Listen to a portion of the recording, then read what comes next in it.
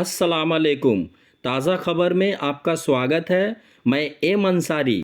वक्फ bill यानी काले कानून के खिलाफ मोतिहारी जिला के सेखी चकिया ईदगाह में एक विशाल जनसभा का आयोजन किया गया, जिसमें बड़ी तादाद में लोगों ने शिरकत की और एक सुर में इस बिल के खिलाफ अपनी हामी भरी। सबसे बड़ी बात, इस जनसभा में हिंदू भाइयों ने भी पूरा समर्थन किया। आयोजन की शुरुआत में पहलगाम आतंकी हमले में मारे गए भाइयों के लिए दुख व्यक्त किया और 1 मिनट का मौन रखा गया।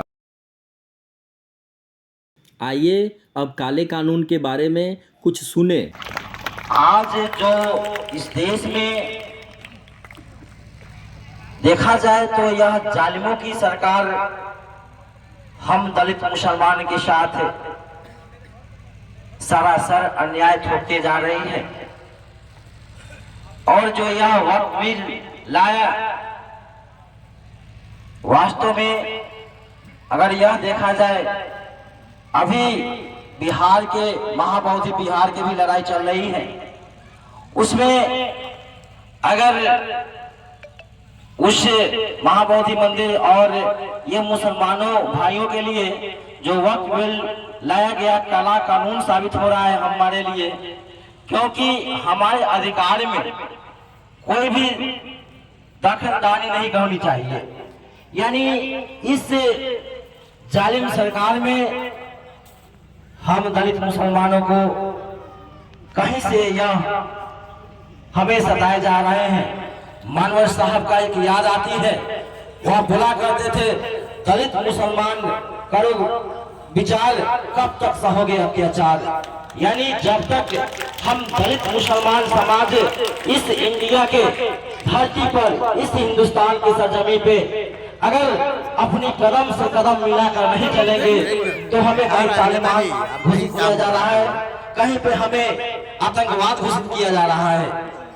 तो यह जो जालिम सरकार की हुकूमत बार बार मानवर साहब की बात याद कराती है, वह मानवर कांसी राम की किताब चमचा युग है, उसको अगर हम दलित और मुसलमान समाज अगर पढ़ें और उसका कदम से कदम मिलाकर अगर चलने का प्रयास करें, तो यह कान बहरे सरकार या जुल्मी सरकार जो भी है, क्योंकि जनता से ही यह देश चलती है और जनता एक एक कीमती वोट देकर उसकी सत्ता में बैठाती है।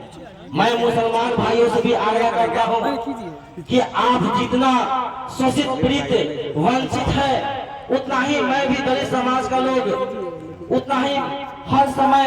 आज देखिए जो एक कश्मीर की घटना घटी, उसमें यह चरचुकार मीडिया ने उसको भजाने में लगा हुआ है, हिंदू मुसलमान करने में।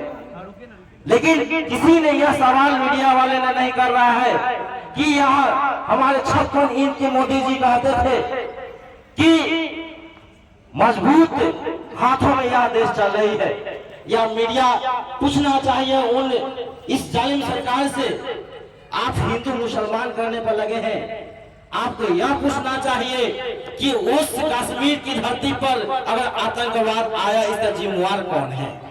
उसका जिम्मेवार अगर कोई है तो वह गृह मंत्री और केंद्र सरकार है। वक्फ तरमीमी कानून मजहबी इदारों पर हमला, नाइंसाफी है, मजहबी तफरीक है। वक्फ की खुद मुख्तारी को खत्म करके नाजायज कब्जा जमाने की कोशिश है।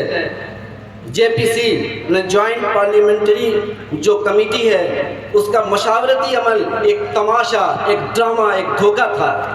करोड़ों के एतराज़ात को डस्टबिन में डाल दिया गया है। ये सिर्फ तरमीम ही नहीं बल्कि वक्फ और मुसलमानों के वजूद और बका की जंग है।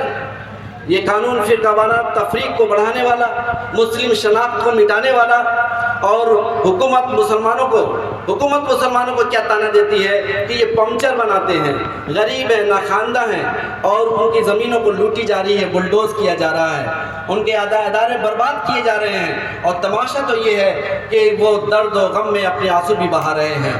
तारीख उन लोगों की गद्दारी को भी नहीं भूल सकती जिन्होंने सेकुलर होकर भी इस मौके पर इसकी मुखालफत नहीं की। अब हमें सड़कों से लेकर अदालत तक ऐवानों से लेकर गांव तक हक की लड़ाई हर मुमकिन कानूनी और आईनी या जमहूरी तरीके से उस वक्त तक लड़ेंगे जब हमारे बुनियादी हुकूक बहाल न हो जाए। राइट टू प्रॉपर्टी जो है वो उस पर अंकुश लगाता है। जिसकी प्रॉपर्टी है उसको ये पूरा का पूरा इख्तियार है कि वो चाहे तो गिफ्ट करे, चाहे तो कब्रिस्तान में दे, चाहे तो जो मस्जिद में दे, और चाहे तो वो जो है मतलब हॉस्पिटल बनाए, चाहे वो लुटा दे, चाहे वो आग लगा दे, वो एब्सोल्यूट उसको अपनी प्रॉपर्टी का इख्तियार है, मालिकाना इख्तियार है। लेकिन ये मालिकाना इख्तियार इस कानून में छीना गया है और इस तरह से ये एक जो हमारा अधिकार है, फंडामेंटल राइट्स है, इसका वायलेशन है। और आपको मैं बता दूं कि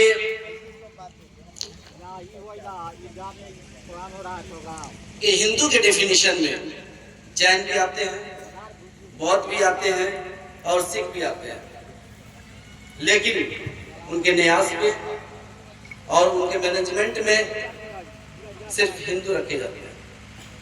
वहाँ सिख को नहीं रखा जाता, वहाँ जैन को नहीं रखा जाता, वहाँ बौद्ध को नहीं रखा जाता। आपको सुनेंगे, लेकिन इन बिंदुओं पर सुनेंगे। हम आपके बहुत लंबी चौड़ी बातों को नहीं सुनेंगे। 100 पेटिशन है जिसमें 10 को आप छांट लीजिए और सबका ऑब्जेक्ट एक ही है। हम उस ऑब्जेक्ट को समझ रहे हैं।